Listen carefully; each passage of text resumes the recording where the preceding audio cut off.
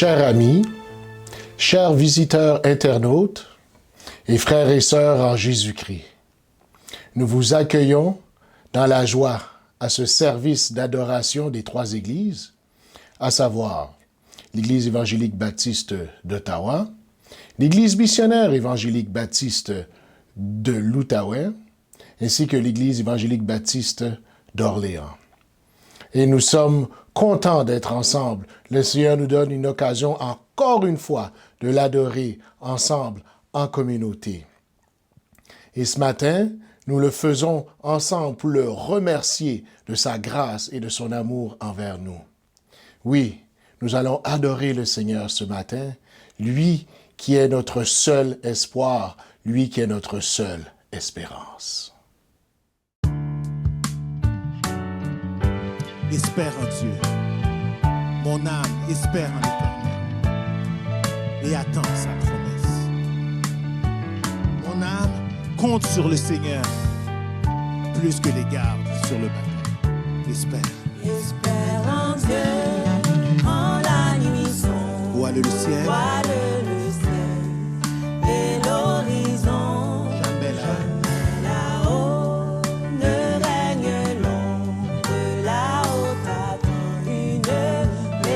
Dis espère en Dieu quand la tempête. Espère en Dieu quand la tempête contre la neige jette ses Un beau flots. vainqueur déjà. Un bon vainqueur déjà s'apprête à commander paix et repos.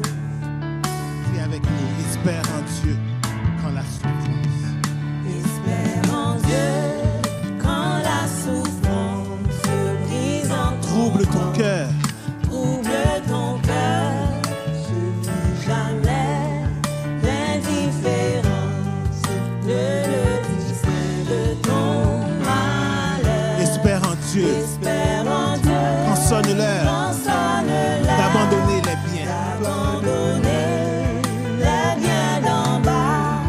Crois au trésor de sa demeure, Son amour t'ouvre car ses son bras. amour t'ouvre ses bras. Disons encore une fois, espère en Dieu quand on t'oublie. Espère en Dieu quand on t'oublie ou qu'on te rend avec dédain. Te sauver, jamais ne plus. Crois plutôt seul sur ton chemin. Espère en Dieu quand ton pied Espère en glisse. Dieu quand ton pied glisse sous les efforts du tentateur. Saisis la main. Saisis la main. Alléluia. Libératrice qui te rendra toujours Dis-le encore une fois, espère en Dieu quand ton pied glisse. quand ton pied glisse sous les efforts du tentateur. Saisis la main. Saisis la main libératrice qui te rendra toujours vainqueur. Te rendra. Qui te rendra toujours vainqueur. Une dernière fois. Qui te rendra toujours vainqueur.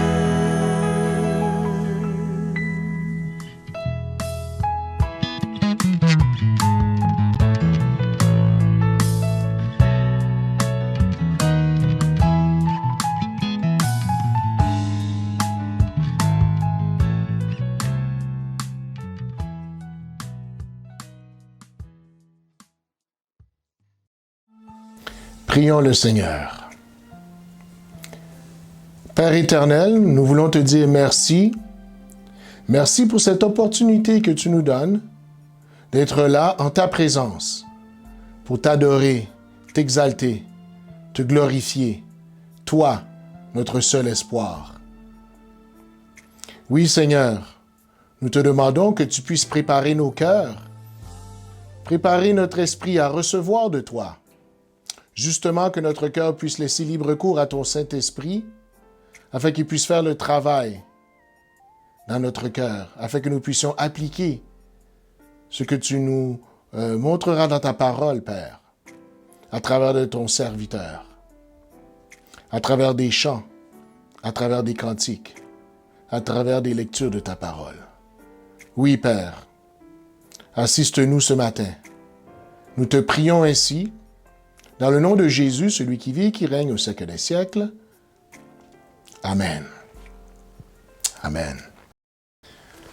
Nous allons lire ce matin un passage des Écritures au livre des Psaumes, le 13e chapitre. Donc, Psaume 13. Au chef des chantres, Psaume de David. Jusqu'à quand, Éternel, m'oublieras-tu sans cesse? Jusqu'à quand me cacheras-tu ta face? Jusqu'à quand aurai-je des soucis dans mon âme? Et chaque jour des chagrins dans mon cœur? Jusqu'à quand mon ennemi s'élèvera-t-il contre moi? Regarde, réponds-moi, Éternel mon Dieu. Donne à mes yeux la clarté, afin que je ne m'endorme pas du sommeil de la mort. Afin que mon ennemi ne dise pas, je l'ai vaincu. Et que mes adversaires ne se réjouissent pas si je chancelle. Moi, j'ai confiance en ta bonté. J'ai de l'allégresse dans le cœur à cause de ton salut. Je chante à l'Éternel car il m'a fait du bien. Amen. Que le Seigneur daigne bénir sa parole pour l'édification commune de nos âmes.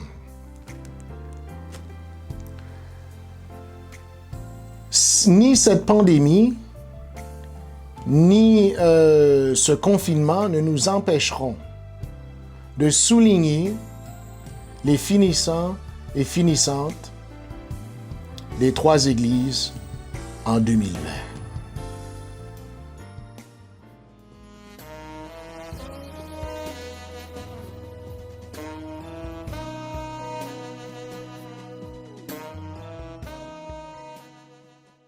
À tous nos diplômés et finissants 2020, félicitations. L'Éternel a fait pour vous de grandes choses et nous sommes dans la joie avec vous. Honneur et gloire à notre Seigneur qui a veillé sur vous, qui vous a donné la vie, qui vous a donné l'intelligence et qui a pourvu à tout ce dont vous aviez besoin pour garantir votre succès à différents paliers académiques. Aujourd'hui, nous voulons prendre le temps qu'il faut pour vous applaudir, pour vous féliciter pour tous vos efforts, vos sacrifices et la persévérance dont vous avez fait preuve durant ce cycle d'études.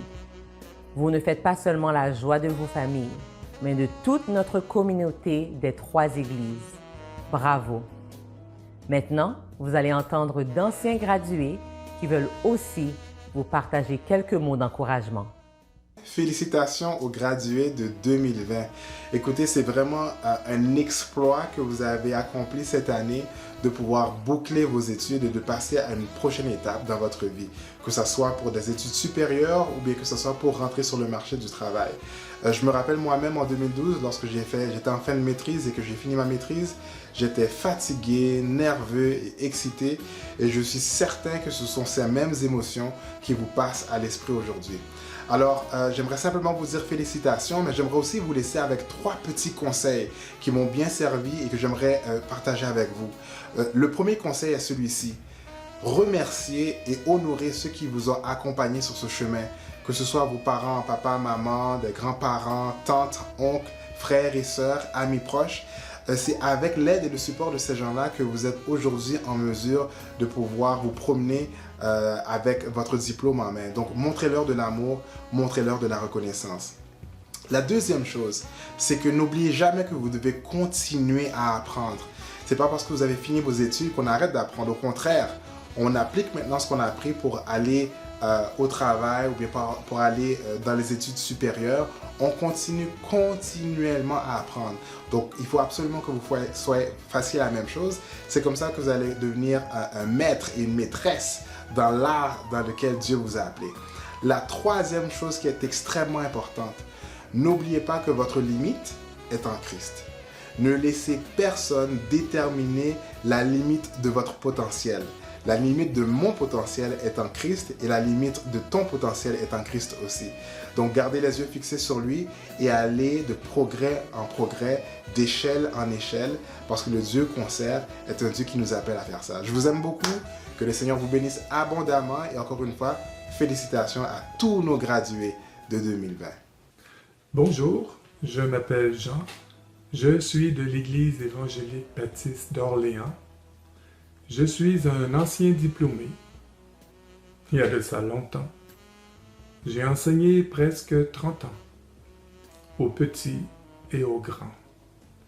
Ce fut de très belles années.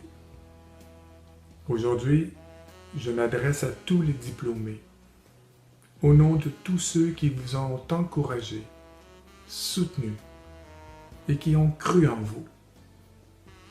Les proches, l'Église et tous ceux qui de près ou de loin ont cru en vous.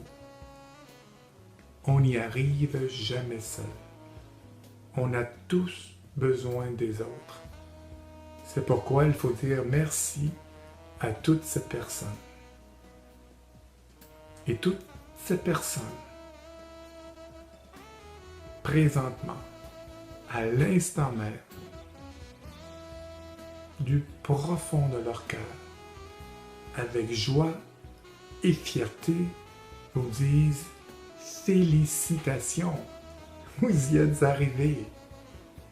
Que Dieu vous bénisse abondamment sur le chemin qui s'ouvre à vous maintenant. Félicitations, finissantes et finissants. Je suis fière de vous. De mon côté, j'ai obtenu mon baccalauréat en enseignement en 2002.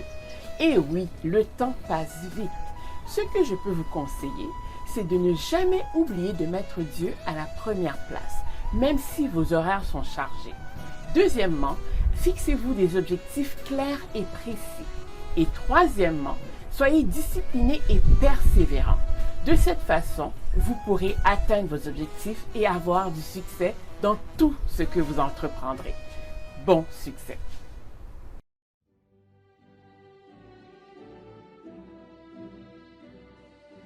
Alexa Pierre, finissante 2020 de la 6e année, École Euclide Lantier. Anaïs Pierre, finissante 2020, diplôme secondaire, Collège Saint-Joseph de Hall. Anna Victoria Herrera, finissante 2020, diplôme secondaire, École catholique Franco-Cité. Anne Tamar Moïse, finissante 2020, éducation en service à l'enfance, la Cité collégiale.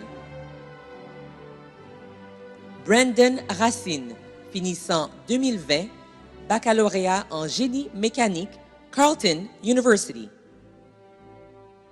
Christopher Jean-Louis, finissant 2020, diplôme d'études secondaires, École Grande-Rivière. Darline Mussen, finissante 2020, diplôme collégial en éducation service à l'enfance, la Cité collégiale. Déborah Sylvain, finissante 2020, baccalauréat en sciences sociales avec mineur en sciences politiques, Université d'Ottawa. Eva Natasha Herrera, finissante 2020, 6e année, École élémentaire catholique Georges-Étienne Cartier. Kayinda Princesse Moana Kassongo, finissante 2020 de la 6e année, St. Elizabeth School. Laoud Estin, finissant 2020, diplôme secondaire, Holy Trinity Catholic High School. Marquise Pierre, finissante 2020, diplôme collégial, éducation en service à l'enfance. Matthew Racine, finissant 2020, diplôme secondaire, St. Matthew High School. Merari Odshama Grandin, finissante 2020, baccalauréat en sciences sociales, Université d'Ottawa. Rebecca Rosalie Bélier, finissante 2020, diplôme en récréation et loisirs, Collège Algonquin. Sancha Marc Séjour, finissante 2020, 6e année, École élémentaire publique L'Odyssée. Sébastien Pierre, finissant 2020, diplôme secondaire, Collège catholique Mer Bleue. Skirvich Gichel Nofael, finissant 2020, diplôme secondaire, École polyvalente Nicolas Gatineau. Yves Carlande Berquin, finissante 2020, baccalauréat en relations humaines et spiritualité, Université Saint-Paul.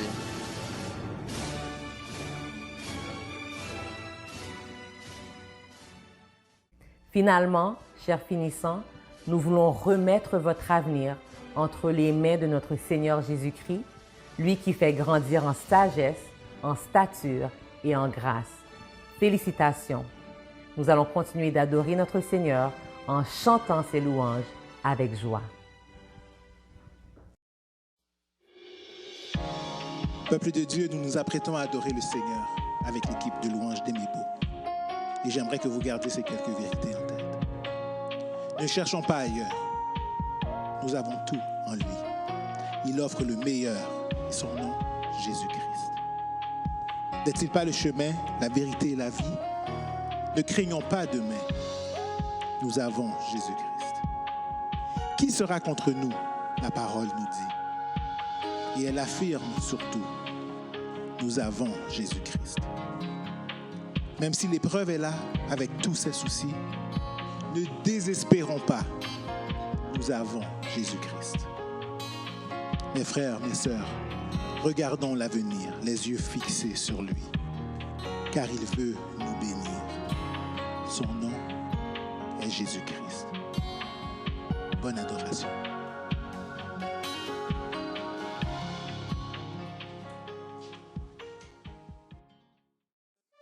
Tu étais là dès la création, Fils unique du Dieu très haut.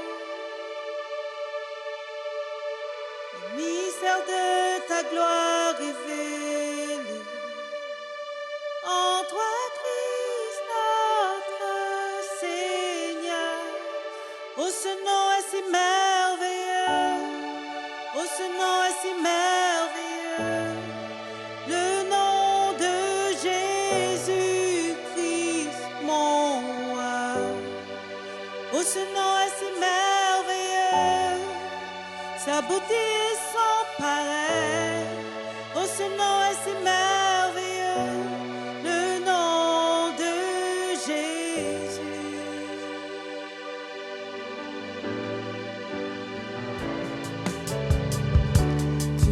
Pas voulu laisser sans. Alors Jésus, tu es venu. Ton amour a vaincu mon péché. Plus rien ne peut nous séparer.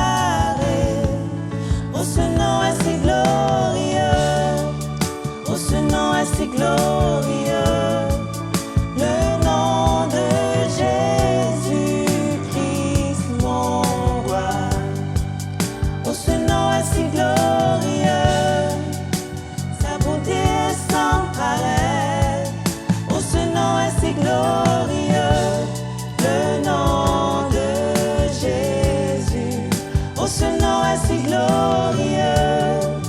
Oh, ce nom est si glorieux, le nom de Jésus-Christ, mon roi. Oh, ce nom est si glorieux, sa beauté est sans pareil. Oh, ce nom est si glorieux, le nom de Jésus. La terre le voile s'est déchiré, désarmant la mort et le péché.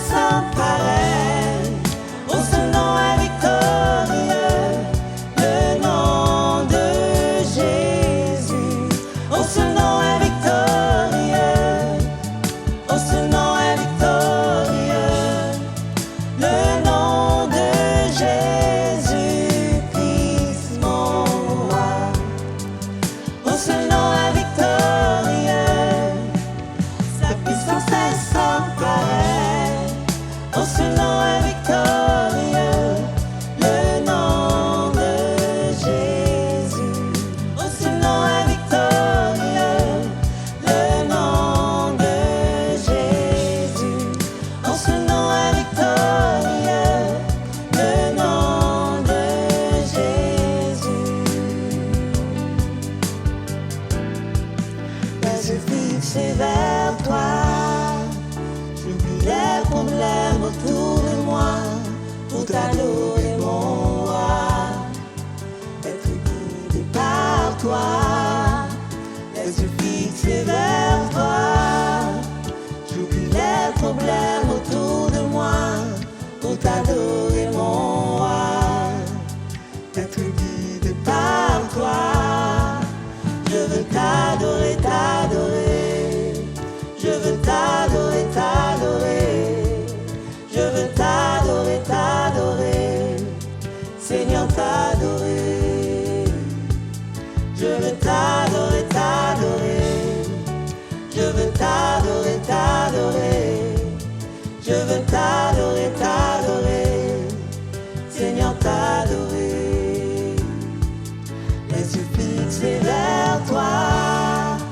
J'oublie les problèmes autour de moi pour t'adorer mon roi. Être guidé par toi. Les yeux fixés vers toi. J'oublie les problèmes autour de moi pour t'adorer mon roi. Être guidé par toi. Je veux t'adorer, t'adorer. Je veux t'adorer, t'adorer. Je veux t'adorer, t'adorer. Seigneur, t'adorer. Je veux t'adorer, t'adorer. Je veux t'adorer, t'adorer. Je veux t'adorer, t'adorer. Seigneur, t'adorer.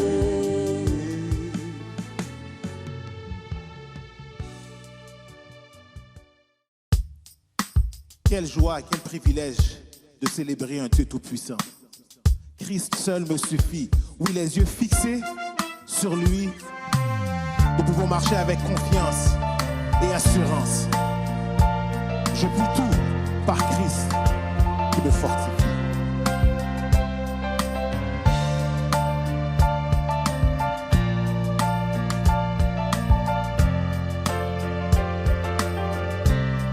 Chante avec moi. Christ est tout pour moi. Il est ma récompense. Il est ma récompense. Car il n'y a rien dans ce monde qui puisse me satisfaire. On va le reprendre encore une fois. Disons-le ensemble. Christ est tout pour moi. Christ est tout Il est ma récompense. pour moi. Il est ma récompense. Car il n'y a rien dans ce monde Car il n'y a rien dans ce monde qui puisse me satisfaire. dit même dans l'épreuve, Même dans l'épreuve, mon âme chante, oui pour toujours, il m'a sauvé. il m'a sauvé. Christ seul me suffit.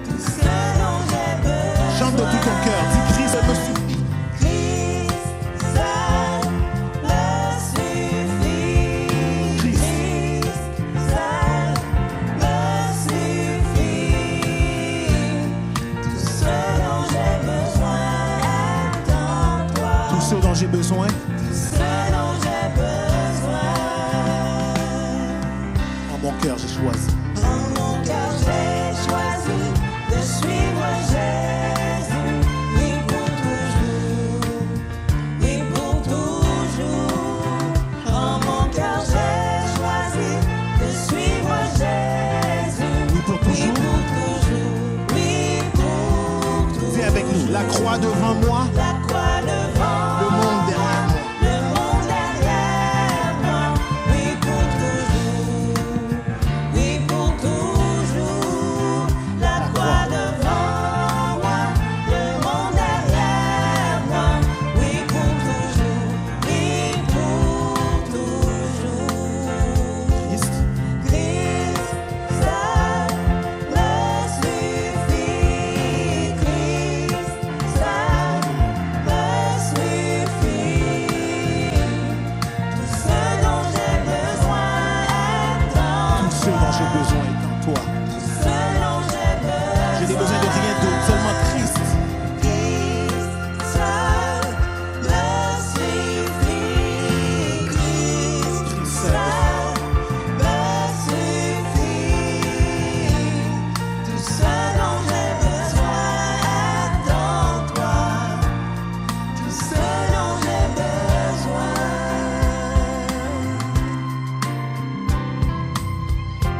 Lorsque tout le monde cherche à remplir un vide, nous savons que Christ seul nous suffit.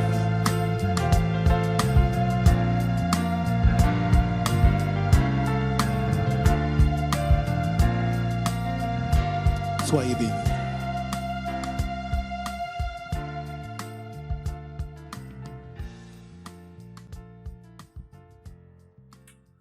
Ah oui, Christ seul me suffit. Pouvez-vous dire ça ce matin? Il y a beaucoup de personnes, bien des gens, qui ne transgressent aucune loi civile, qui ont de belles familles, qui sont fiables au travail. Mais ce que distingue un croyant, ce qui nous sépare des autres, c'est que Christ est notre sauveur, tout suffisant. Est-ce que vous vous réjouissez de lui, de sa présence, de son amour, de son salut, de son pardon, de la vie éternelle en lui, seul, aujourd'hui? Oh, j'espère que c'est le cas pour nous tous. Les annonces de la semaine se trouvent sur les sites respectifs de votre Église. Aussi, comment donner votre dîme, votre offrande. Il y a plusieurs moyens de le faire. Consultez le site web de votre Église ou téléphonez à votre Église pour savoir comment contribuer au travail du Seigneur. Puis ça, c'est vraiment un privilège, n'est-ce pas? Christ seul me suffit. Sachons ceci. Courbons-nous devant le Seigneur. Prions Dieu. Ô Père céleste, Père de notre Seigneur et Sauveur Jésus-Christ, toi qui as envoyé par Jésus-Christ le Saint-Esprit parmi nous, afin que nous puissions, nés de nouveau, vivre pour toi. Reçois, nous te prions, notre adoration, parce que ça vient de toi et c'est à cause de toi seul que nous pouvons, au travers Jésus-Christ, dans le pouvoir du Saint-Esprit, t'offrir les louanges qui te reviennent. Nous t'aimons, Père, parce que tu nous as aimés en Jésus-Christ en premier. Tu nous as sauvés lorsque nous étions perdus. Nous te recherchions pas, mais tu es venu nous chercher en Jésus-Christ et tu nous as sauvés. Merci, ô Père miséricordieux, notre Papa en Jésus-Christ, merci. Nous confessons que nous avons tous péché, par nos pensées, par nos paroles, par ce que nous avons fait ou ce que nous n'avons pas fait, que nous aurions dû faire. Pardonne-nous, nous te prions, ô Père. Où ce que jamais on a cherché à déplacer Jésus du premier rang de nos affections. Où est-ce que nous sommes courbés sur nous-mêmes ou ce que nous avons pensé à nous-mêmes avant que de considérer les besoins des autres. Pardonne-nous, Père. Combien c'est un départ du chemin de Jésus-Christ, lui qui, comme un de nous, s'est offert à la croix pour nous, afin que nous puissions en lui devenir la justice de Dieu. Pardonne-nous, nous te prions, Père. Oh, nous te remercions de ce que pour tous ceux qui sont en Jésus, pour nous qui sommes en Jésus, notre pardon ne se procure pas par de bonnes œuvres, ou par une perfection, ou par une mérite, mais par la grâce de Dieu en Jésus-Christ, par les mérites de Jésus-Christ, par l'œuvre de Jésus-Christ, par l'amour de Dieu en Jésus-Christ. Oh, que le Saint-Esprit puisse nous aider à marcher de progrès en progrès, de marcher en obéissant au commandement de Jésus-Christ, qui nous rend plus conformes de jour en jour à celui qui est le berger et le gardien de notre âme. Ô Saint-Esprit de Dieu, aide-nous, nous te prions. Guide-nous, corrige-nous, façonne-nous, afin que nous ressemblions de plus en plus à Jésus-Christ. Quel bonheur, quelle joie, quelle allégresse pour le peuple de Dieu. Père, nous prions aujourd'hui pour nos malades, pour plusieurs qui souffrent de cancer ou d'autres maladies. Bien que la COVID ait fait les manchettes, il y a toujours ceux parmi nous qui ont besoin de guérison pour d'autres maladies. Guéris-les, nous te prions, Père. Aide-les à supporter en même temps la maladie, comme la croix que Jésus leur donne. Ô Jésus, comme toi tu as porté ta croix pour nous, que nos frères et nos sœurs puissent porter leur croix. Oh, comme Simon est venu t'aider à porter ta croix, que nous essayons, que nous puissions aider nos amis, nos êtres chers, notre famille en Jésus-Christ à porter leur croix.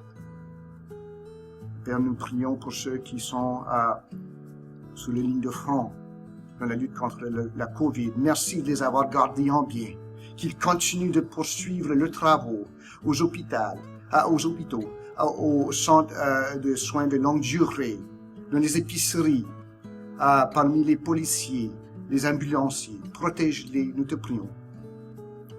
Donne la sagesse à nos leaders, nous te prions.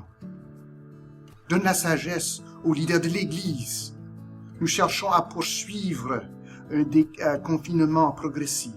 Aide-nous à avoir de la sagesse, de ne pas être courageux pour être courageux, mais de ne pas être craintif non plus, mais d'être comme Josué, qui suivait le commandement du Seigneur avec du courage que lui a donné le Seigneur. Aide-nous, ô Éternel, à faire ta volonté en retournant au temple, au temps et à la mesure que tu le veuilles.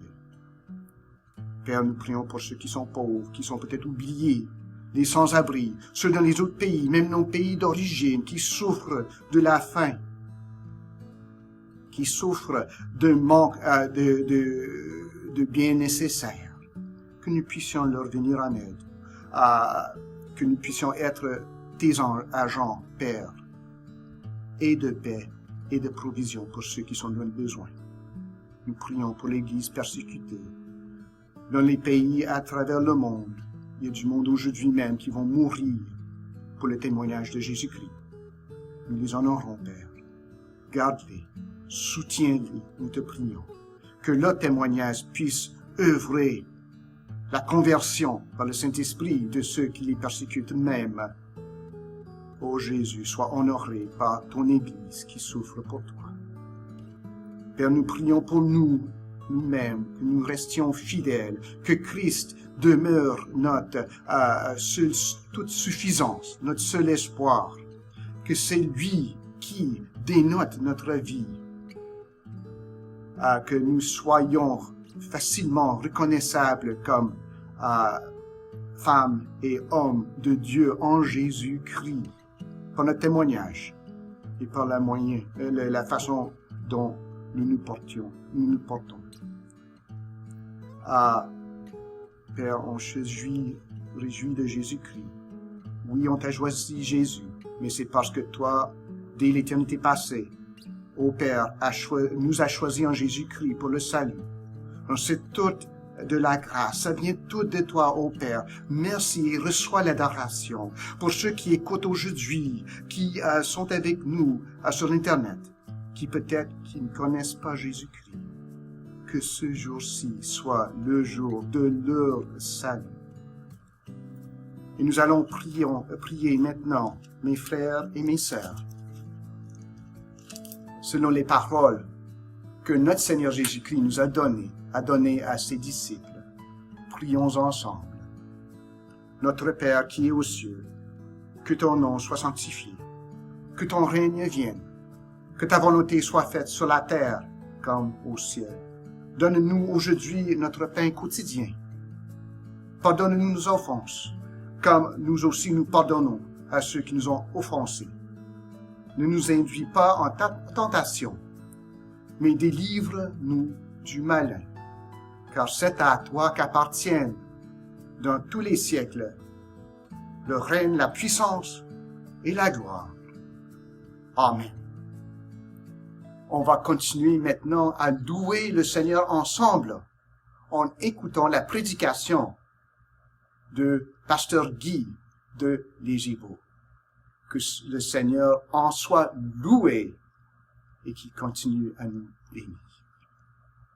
Amen. Frères et sœurs, que la paix et la grâce de Dieu soient avec vous. Une joie de vous retrouver encore une fois pour le ministère de la prédication. Je m'en remets totalement à la grâce de Dieu afin que la parole proclamée trouve un chemin dans nos cœurs. Je suis heureux aussi aujourd'hui de souligner la graduation, comme nous avons vu la promotion des gradués des 3 églises que nous avons célébrées tantôt. Et je bénis le Seigneur pour les efforts qu'il a bénis, ainsi que je félicite tous les gradués des 3 églises au nom de tout le conseil pastoral. Nous sommes très fiers de vous. Merci beaucoup. Donc, nous allons, frères et sœurs, lire le texte sur lequel sera basée notre méditation en ce jour. Et il se trouve dans Hébreux, chapitre 12, versets 18 à 29. Je vous invite à suivre avec moi à la maison. Prenez vos Bibles. Hébreux, chapitre 12, versets 18 à 29. Vous ne vous êtes pas approchés d'une montagne qu'on pouvait toucher et qui était embrasée par le feu, ni de la nuée, ni des ténèbres, ni de la tempête, ni du retentissement de la trompette, ni du bruit des paroles, tels que ceux qui l'entendirent demandèrent pour qu'il ne leur en fût adressé aucune de plus. Car ils ne supportaient pas cette déclaration. Si même une bête touche la montagne, elle sera lapidée. Et ce spectacle était si terrible que Moïse dit « Je suis épouvanté et tout tremblant.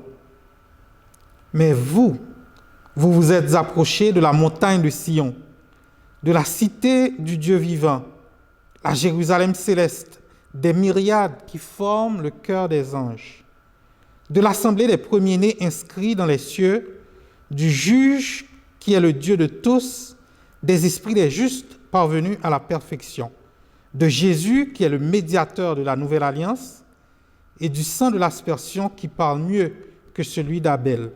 Gardez-vous de refuser d'entendre celui qui parle, car si ceux-là n'ont pas échappé, qui refusèrent d'entendre celui qui publiait les oracles de la terre, combien moins échapperons-nous si nous nous détournons de celui qui parle du haut des cieux, lui dont la voix alors ébranla la terre et qui maintenant a fait cette promesse. Une fois encore, j'ébranlerai non seulement la terre, mais aussi le ciel. Ces mots, une fois encore, indiquent le changement des choses ébranlées, comme étant faites pour un temps, afin que les choses inébranlables subsistent. C'est pourquoi, recevant un royaume inébranlable, montrons notre reconnaissance en rendant à Dieu un culte qui lui soit agréable, avec piété et avec crainte, car notre Dieu est aussi un feu dévorant. Parole du Seigneur. Maintenant, nous prions en signe d'invocation selon les mots de l'apôtre Pierre en 1 Pierre 4, versets 10 et 11. Comme de bons dispensateurs des diverses grâces de Dieu, que chacun de vous mette au service des autres le don qu'il a reçu. Si quelqu'un parle, que ce soit comme annonçant les oracles de Dieu. Si quelqu'un remplit un ministère, qu'il le remplisse selon la force que Dieu communique, afin qu'en toute chose Dieu soit glorifié par Jésus-Christ, à qui appartiennent la gloire et la puissance au siècle des siècles. Amen. Amen. Donc, frères et sœurs, encore une fois, bienvenue à tous. Nous sommes déjà au 16e dimanche depuis le grand confinement, au début du 4e mois. Et une des leçons que nous pouvons tirer de ce confinement, c'est que nous réalisons que les choses autour de nous, les choses du monde créé dans lequel nous faisons partie, ce sont des choses fragiles et éphémères. Une chose remplace une autre chose qui disparaîtra, qui remplacera une autre chose. C'est un cycle d'éternel recommencement. Et même nos vies sont fragiles et éphémères. Jacques nous dit, vous êtes une vapeur qui paraît pour un peu de temps et qui disparaît ensuite. Donc, dans ce monde fragilisé, on aurait pu penser que la menace à la vie de l'homme viendrait de la menace atomique. On aurait pu penser qu'elle viendrait de la menace environnementale avec le réchauffement de la planète. Mais nous réalisons que cette fois-ci, la menace vient d'un ennemi invisible, même pas perceptible à l'œil, un virus. Et face à la fragilité de tout ce qui nous entoure, l'Ecclésiaste dit « J'ai considéré tous les ouvrages que mes mains avaient faits et la peine que j'avais prise à les exécuter. Et voici, tout est vanité et poursuite du vent. Il n'y a aucun avantage à tirer de ce qu'on fait sous le soleil. » En d'autres mots, les choses éphémères, les choses fragiles, l'auteur de l'Épître aux Hébreux les appelle les choses ébranlées. Donc, le danger qui nous menace, c'est que nous, croyants, nous nous attachons aux choses ébranlées, aux choses qui vont disparaître, et que nous perdons le focus sur les choses inébranlables que notre Dieu nous a préparées. D'où le titre du message aujourd'hui, « Gardons les yeux fixés sur les choses inébranlables ». Gardons les yeux fixés sur les choses inébranlables. Ces choses ébranlées sont en fait les idoles de nos cœurs. Un ancien lutteur professionnel très connu, Hulk Hogan, que vous connaissez peut-être, a dit ceci au sujet du coronavirus. Il dit, avec le coronavirus, Dieu a enlevé tout ce que nous adorons. Selon Hogan, Dieu utilise cette pandémie pour que les gens se détachent de leurs idoles. La star américaine compare cette pandémie aux plaies d'Égypte et parle ainsi à la place de Dieu. En 3 mois, comme il l'a fait avec les plaies d'Égypte, Dieu a enlevé tout ce que nous adorons. Dieu a dit, vous voulez adorer des athlètes? Je vais fermer les stades. Vous voulez adorer des musiciens? Je vais fermer les salles de concert. Vous voulez adorer des acteurs? Je vais fermer les théâtres. Vous voulez adorer l'argent? Je vais arrêter l'économie et faire s'effondrer le marché boursier. Vous ne voulez pas aller à l'église et m'adorer? Je ferai en sorte que vous ne puissiez pas aller à l'église. Hulk Hogan cite ensuite 2 Chroniques 7, verset 14, que nous connaissons bien. « Si mon peuple, sur qui est invoqué mon nom, s'humilie, prie, cherche ma face, et s'il se détourne de ses mauvaises voies, je l'exaucerai des cieux, je lui pardonnerai son péché et je guérirai son pays. » Et il termine sa réflexion en se demandant, est-ce que nous avons besoin d'un vaccin ou est-ce que ne serait-ce pas le temps de prendre à l'écart, du temps à l'écart des distractions du monde et d'avoir un réveil personnel où nous focalisons sur la seule chose qui compte réellement dans ce monde? Je répète, nous focalisons sur la seule chose qui compte réellement dans ce monde, Jésus de Nazareth.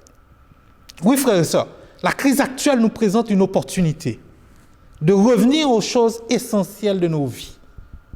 La question fondamentale qui se pose à nous est donc, est-ce que nous allons bâtir nos vies autour des choses ébranlées de ce monde ou est-ce que nous allons bâtir nos vies autour des choses inébranlables de Dieu?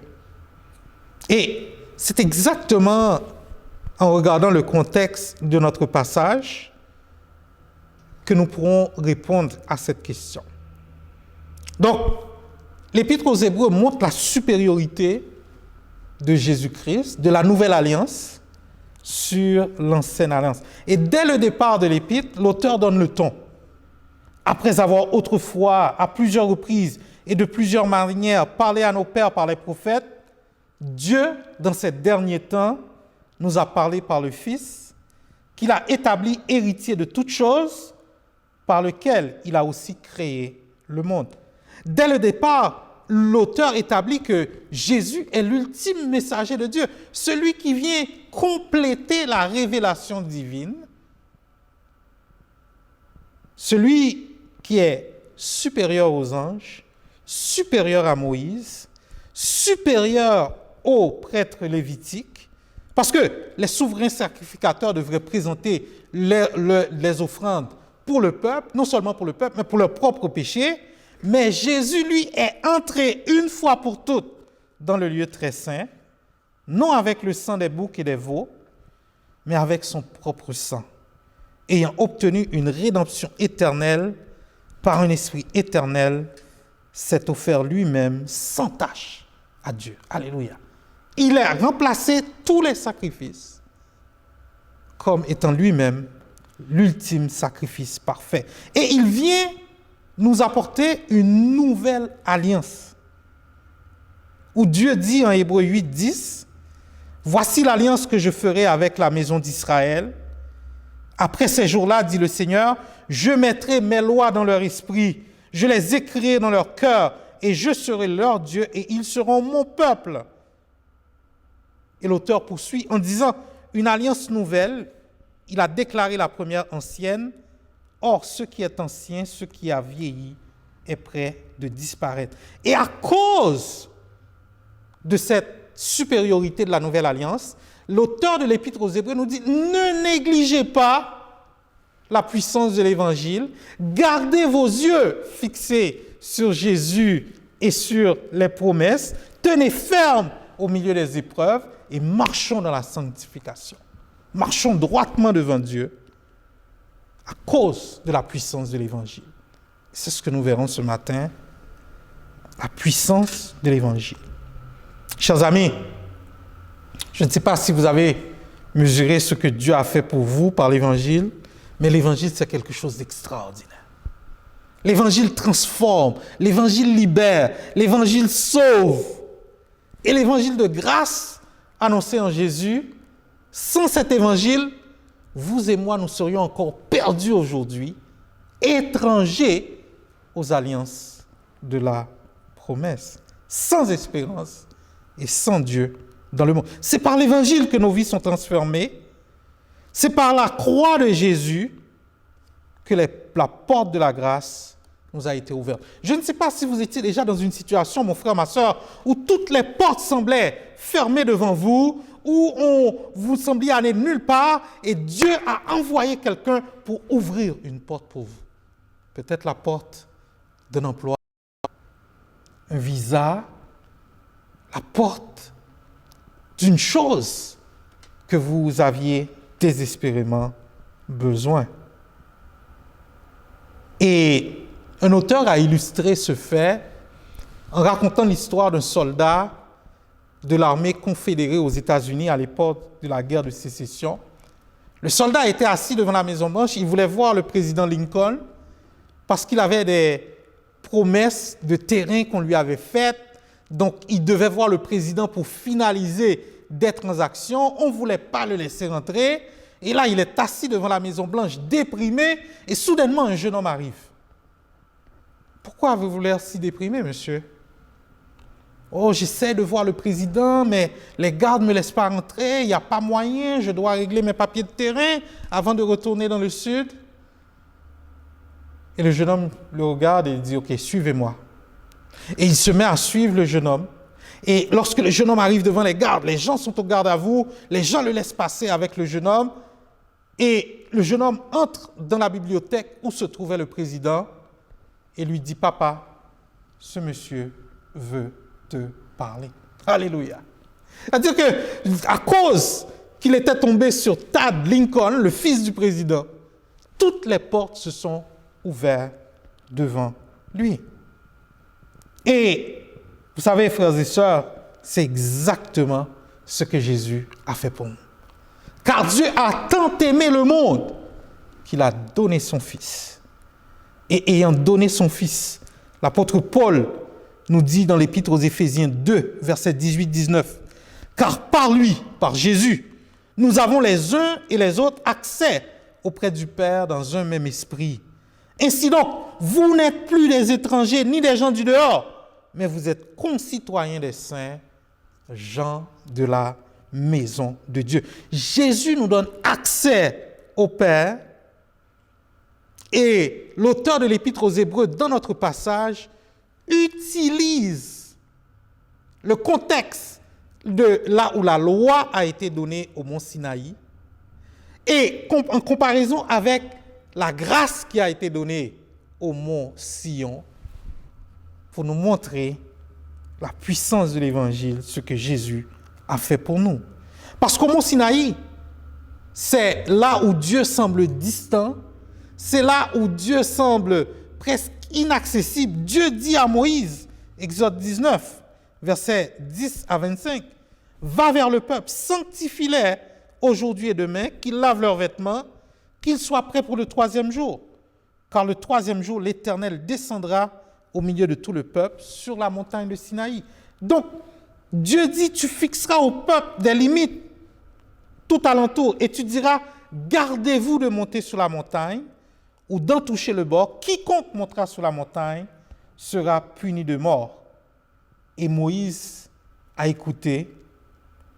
Et Dieu spécifie, descend, fait au peuple la défense expresse de se précipiter vers l'Éternel. Les gens pourraient être tentés d'aller voir sur la montagne pour regarder, de peur qu'un grand nombre d'entre eux ne périssent, car nul ne peut voir Dieu et vivre, nous dit la parole.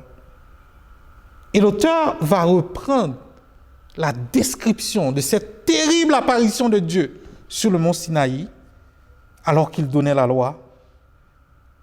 Versets 18 à 21, « Vous ne vous êtes pas approchés d'une montagne qu'on pouvait toucher et qui était embrasée par le feu, ni de la nuée, ni des ténèbres, ni de la tempête, ni du retentissement de la tempête, ni du bruit des paroles, tels que ceux qui l'entendirent demandèrent qu'il ne leur en fût adressé aucune de plus. » Les gens étaient tellement terrifiés par la voix de Dieu qu'ils disent à Moïse, « Non, parle-nous toi. On ne veut plus de paroles. » Car ils ne supportaient pas cette déclaration. « Si même une bête touche la montagne, elle sera lapidée. » Et Moïse lui-même est tout épouvanté et tout tremblant, nous dit la parole, verset 21. Et je disais tantôt, mon frère, ma soeur, qu'il y a des portes dans la vie que vous avez besoin de quelqu'un pour vous aider à ouvrir. Eh bien, il y a cette porte qu'on appelle la porte du salut que seule la grâce de Dieu peut ouvrir pour vous et pour moi. Une grâce est une faveur imméritée, inaccessible à nos efforts humains, parce que nous avions péché et un seul péché aurait pu nous séparer pour l'éternité de Dieu. Mais l'apôtre Paul nous dit dans l'Épître aux Galates, « Mais lorsque les temps ont été accomplis, Dieu a envoyé son Fils, né d'une femme, né sous la loi, afin qu'on rachetât ceux qui étaient sous la loi, afin que nous reçussions l'adoption. Donc Jésus est venu nous racheter de la loi et nous donne l'adoption dans sa famille. Vous pouvez penser être une bonne personne. Vous pouvez penser que vous faites de bonnes choses. Vous pouvez penser que vous êtes une personne ordonnée qui se mêle de ses affaires. C'est la grâce de Dieu seul qui peut, vous et moi, nous amener au ciel. Et nous avons reçu tous de sa plénitude, nous dit l'apôtre Jean. Et grâce pour grâce, car la loi a été donnée par Moïse, la grâce et la vérité sont venues par Jésus-Christ. Alléluia. C'est la porte de la grâce seule, par le moyen de la foi seule, et par Jésus-Christ seul, que toute personne qui place sa confiance en Jésus peut être sauvée. Jésus a tracé la voie pour nous. Il a ouvert. Nous étions bloqués au Sinaï, impossible, incapable d'observer la loi. Jésus a parfaitement accompli la loi pour nous. Et l'épître dans Hébreux 10, l'auteur nous dit: ainsi donc, frères, puisque nous avons au moyen du sang de Jésus une libre entrée dans le sanctuaire par la route nouvelle et vivante qu'il a inaugurée pour nous au travers du voile, c'est-à-dire de sa chair. Jésus est venu tracer la voie pour toi et pour moi, et il dit dans sa parole: je suis le chemin, la vérité, la vie, nul ne vient au Père que par moi. Cette voie a été tracée pour nous par l'Évangile de grâce. Et voici l'Évangile dans le texte, versets 22 et 23. Mais vous, c'est-à-dire nous, maintenant, qui sommes nés sous cette nouvelle alliance, vous vous êtes approchés de la montagne de Sion, de la cité du Dieu vivant, la Jérusalem céleste, des myriades qui forment le cœur des anges, de l'assemblée des premiers-nés inscrits dans les cieux, du juge qui est le Dieu de tous, des esprits justes parvenus à la perfection. En d'autres mots, nous étions bloqués au Sinaï. Jésus a maintenant ouvert cette porte pour nous et nous sommes rendus à Sion. Et Sion, c'est maintenant là où Dieu demeure. Et c'est à Sion, de Sion, que viendra la Jérusalem céleste, la grâce. Et Sion, c'est la joie, c'est plus l'austérité. Sion, maintenant, c'est... nous réalisons maintenant que nous sommes en présence de Dieu, que nous pouvons aspirer à cette présence et que la Jérusalem terrestre sera détruite, selon le témoignage de l'apôtre Jean, qui voit descendre cette Jérusalem céleste du ciel. J'entendis du trône une voix forte qui disait: voici le tabernacle de Dieu avec les hommes, il habitera avec eux et ils seront son peuple et Dieu lui-même sera avec eux. Alléluia. Voici notre avenir, frères et sœurs. Il essuiera toute larme de leurs yeux et la mort ne sera plus. Il n'y aura plus ni deuil, ni cri, ni douleur, car les premières choses ont disparu. Et celui qui était assis sur le trône dit: voici, je fais toutes choses nouvelles. Par conséquent, l'évangile de grâce que nous avons reçu en Jésus nous met dans une nouvelle position. Nous faisons partie de la Jérusalem céleste, quoique sur cette terre, nous siégeons déjà dans les lieux célestes, avec des myriades qui forment le cœur des anges et de l'assemblée des premiers-nés. Le mot assemblée ici, c'est ecclésia, l'église. Nous faisons partie de cette nouvelle famille qui est l'épouse de Jésus-Christ, la prunelle de ses yeux, et la parole nous dit que les portes du séjour des morts ne prévaudront point contre son église. Composée des premiers-nés inscrits dans les cieux, Jésus est le premier-né d'un grand nombre de frères et des esprits justes parvenus à la perfection, c'est-à-dire tous les croyants, Abraham, Isaac, Jacob, tous ceux qui sont morts dans la foi qui nous ont précédés, lorsque nous nous assemblons comme un peuple pour adorer, eux aussi sont là avec nous et sont en train d'adorer dans les cieux et disent « Saint, Saint, Saint est l'Éternel des armées, la terre est remplie de sa gloire. » Alléluia. Quelle adoration, frères et sœurs. C'est pour ça que quand on vient en présence de Dieu, on ne peut pas venir déprimé, on ne peut pas venir découragé, parce que nous servons le Dieu de gloire, digne d'être adoré, digne d'être loué. Et ce matin, je vous rappelle, mon ami, que cette adoration est une adoration qui est digne. Et ce matin, notre source de joie, ce ne sont pas nos exploits spirituels. Notre source de joie, c'est que nos noms sont inscrits dans le livre de vie. Tous ceux qui ont placé leur confiance en Jésus. Sous l'Ancienne Alliance, les sacrificateurs faisaient office de médiateurs entre Dieu et homme. Mais leur travail était adéquat parce qu'ils devaient offrir des sacrifices pour leurs propres péchés. Mais Jésus n'a pas commis de péché. Il a été tenté, comme nous en toutes choses, sans commettre de péché.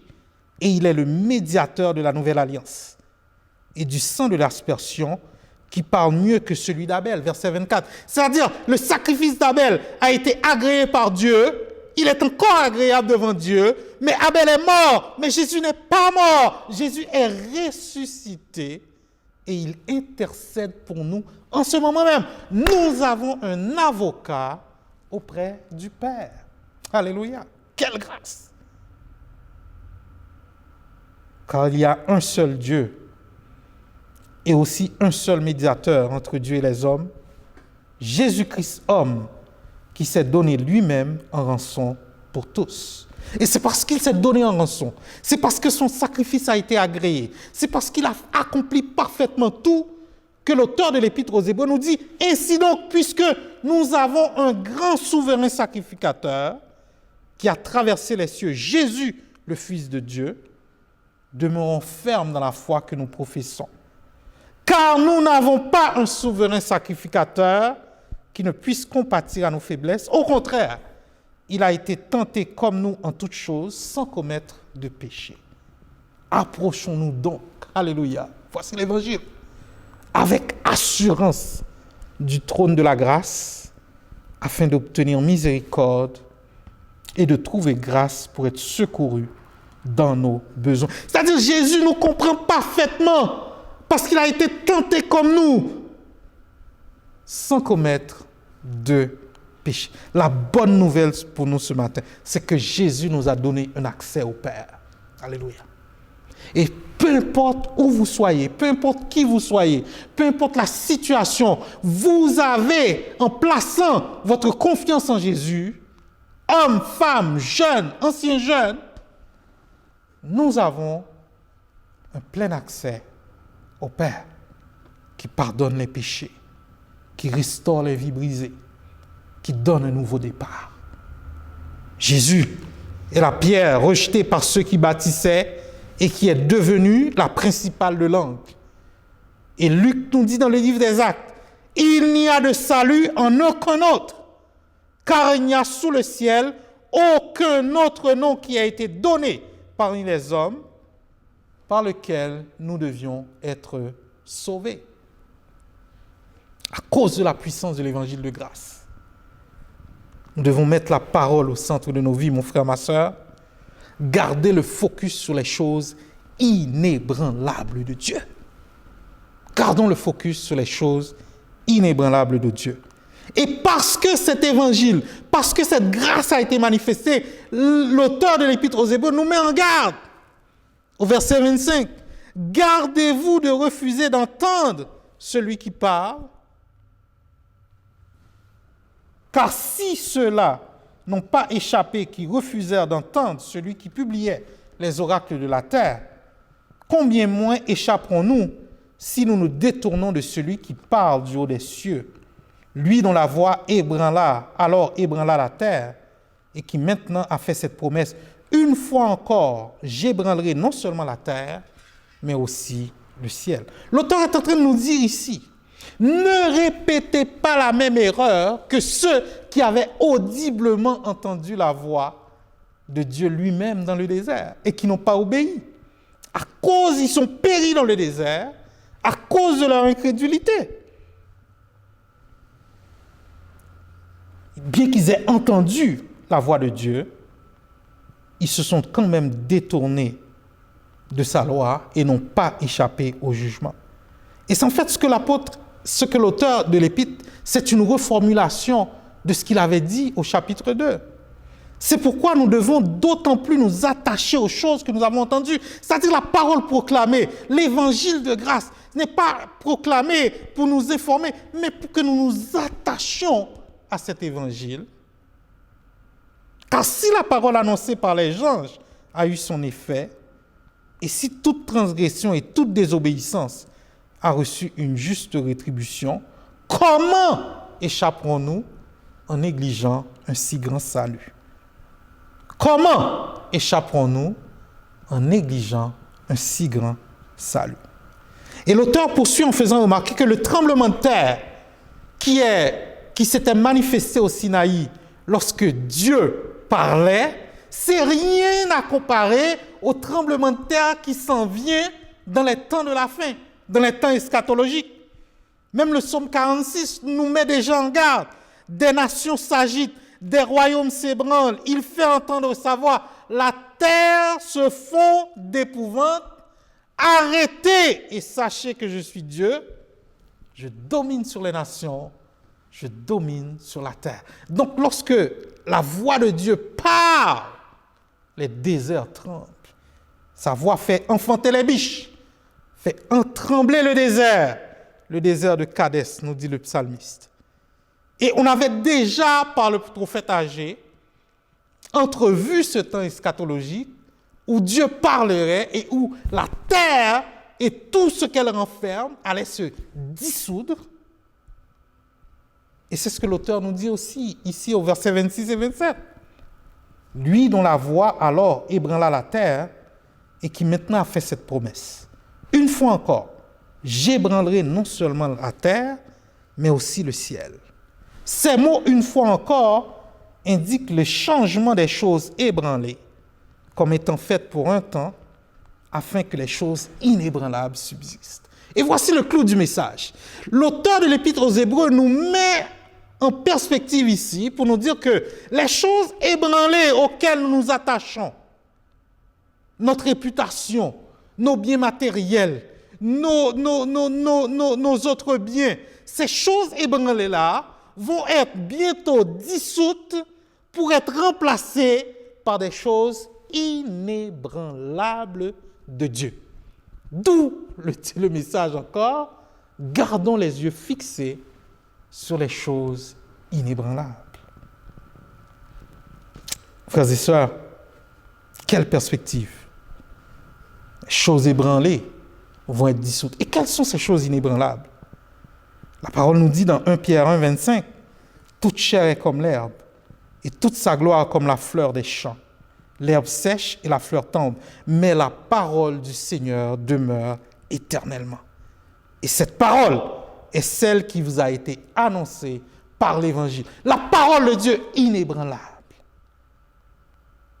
Les promesses de Dieu inébranlables. 2 Corinthiens 4, verset 17-18. « Car nos légères afflictions du moment présent produisent pour nous, au-delà de toute mesure, un poids éternel de gloire, parce que nous regardons non point aux choses visibles, mais à celles qui sont invisibles. Car les choses visibles sont passagères et les invisibles sont éternelles. » Où est ton espoir ce matin, mon frère, ma soeur? Où est ton espoir ce matin? Les choses inébranlables de Dieu, ce sont les provisions de Dieu.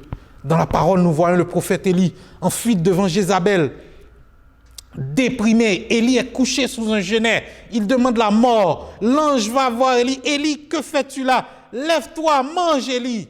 Élie, lève-toi, mange 2 fois. » Et Élie va manger et la parole nous dit que avec la force que lui donna cette nourriture, il marcha 40 jours et 40 nuits jusqu'à la montagne de Dieu à Horeb. Alléluia. C'est-à-dire que tu peux être dans une situation qui te paraît sans issue, mais lorsque le Dieu de grâce te touche, parce qu'il a déjà fait des provisions pour ta route, toi aussi tu peux marcher 40 jours et 40 nuits jusqu'au lieu où Dieu voudra t'amener. Alléluia. Voici les promesses de Dieu. La promesse de Dieu, c'est la paix de Dieu qui surpasse toute intelligence, peu importe les circonstances. L'amour de Dieu, qui nous séparera de l'amour de Dieu? Ces promesses, voici les choses inébranlables auxquelles nous devons nous accrocher. Et ce matin, ce chant nous rappelle le Dieu inébranlable. Tu transformas l'eau en vin, guéris l'aveugle par ta main. Nul n'est comme toi. Dans nos ténèbres, tu brilles. Tu nous redonnes la vie. Nul n'est comme toi. Dieu admirable, inébranlable. Ton nom surpasse toute puissance. Dieu de miracles, incomparable. Ô Dieu, ô Dieu. Voici le Dieu que nous servons. Le Dieu inébranlable. Alors, quelle circonstance est devant toi ce matin, mon frère, ma soeur? Quel problème que le Dieu inébranlable ne pourrait pas résoudre pour toi? Et l'auteur poursuit au verset 28-29. C'est pourquoi, recevant un royaume inébranlable, nous recevons un royaume inébranlable. Montrons notre reconnaissance en rendant à Dieu un culte qui lui soit agréable, avec piété et avec crainte, car notre Dieu est aussi un feu dévorant. Frères et sœurs, étant héritiers du royaume inébranlable, nous devons être reconnaissants. Il y a une histoire qui raconte une légende qu'un homme a trouvé la grange où Satan gardait ses graines prêtes à être semées dans le cœur de l'homme. En trouvant les graines du découragement, elles étaient plus nombreuses que tout autre. Il a appris que ces graines pouvaient pousser presque partout. Lorsqu'il a interrogé Satan, Satan a admis à contre-cœur qu'il avait un endroit qu'il ne pouvait pas faire pousser les graines du découragement. Et où est-ce, lui demanda l'homme. Satan répondit tristement, dans le cœur d'une personne reconnaissante. Alléluia. Quand on est reconnaissant, on n'a pas le temps d'être découragé. Quand le vol de la tempête vient assombrir ton ciel bleu, au lieu de baisser la tête contre les bienfaits de Dieu. Soyons reconnaissants pour le royaume inébranlable que nous avons reçu. Et ce matin, la parole nous rappelle que Dieu est aussi un feu dévorant.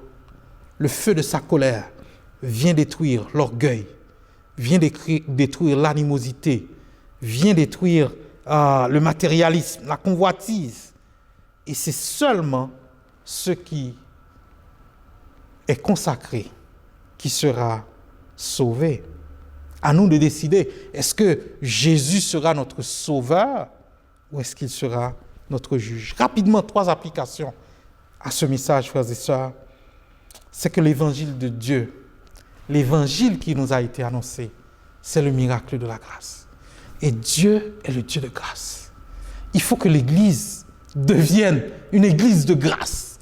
Qu'elle redevienne, après 7 ans, qu'elle retrouve sa mission de faire grâce comme il nous a été nous-mêmes fait grâce.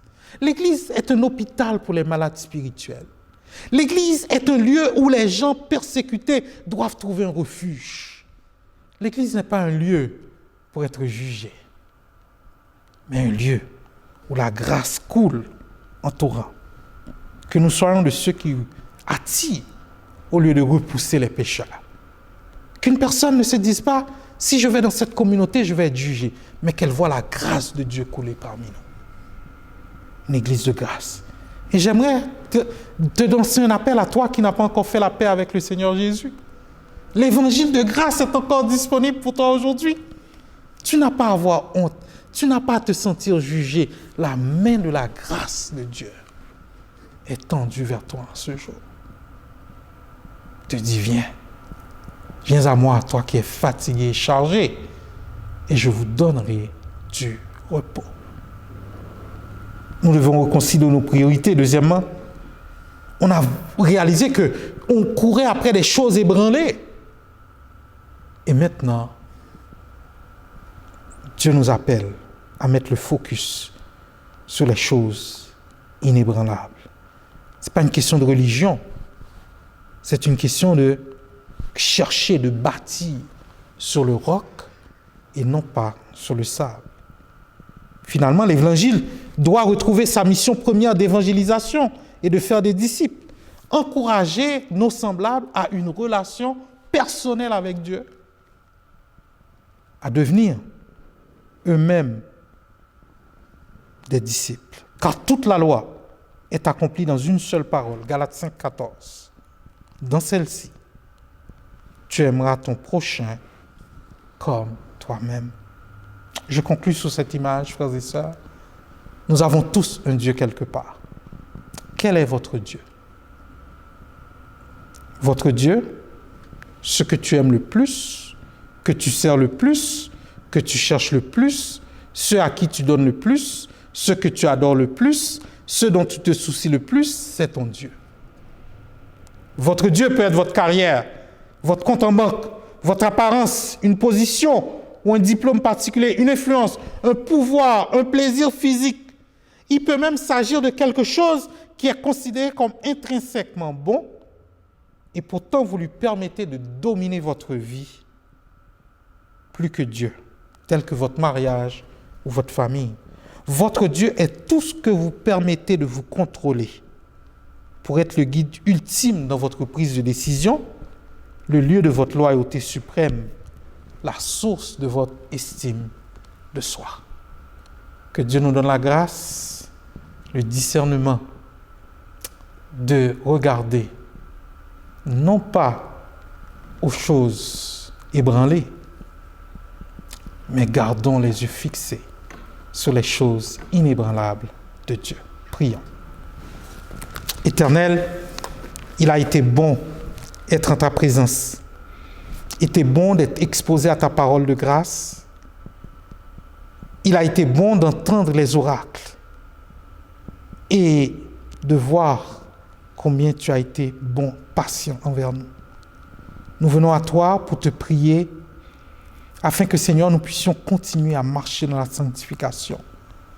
Que nous ne nous laissions pas distraire par les circonstances, mais qu'au travers de ces circonstances, que nous nous accrochions davantage à toi. Sois béni, sois loué, que cette parole ne retourne pas à toi sans effet, sans avoir accompli tes desseins selon ta promesse. Bénis notre mission au cours de cette semaine. Garde-nous en ces temps de déconfinement. Au nom de Jésus, nous t'avons prié. Amen. Amen. Recevons la bénédiction, frères et sœurs, de Dieu. Que le Dieu de paix, qui a ramené d'entre les morts le grand pasteur des brebis par le sang d'une alliance éternelle, notre Seigneur Jésus, vous rende capable de toute bonne œuvre pour l'accomplissement de sa volonté et fasse en vous ce qui lui est agréable. Par Jésus-Christ, auquel soit la gloire au siècle des siècles. Amen. Amen. Bonne semaine à tous et bonne mission. Que Dieu vous bénisse.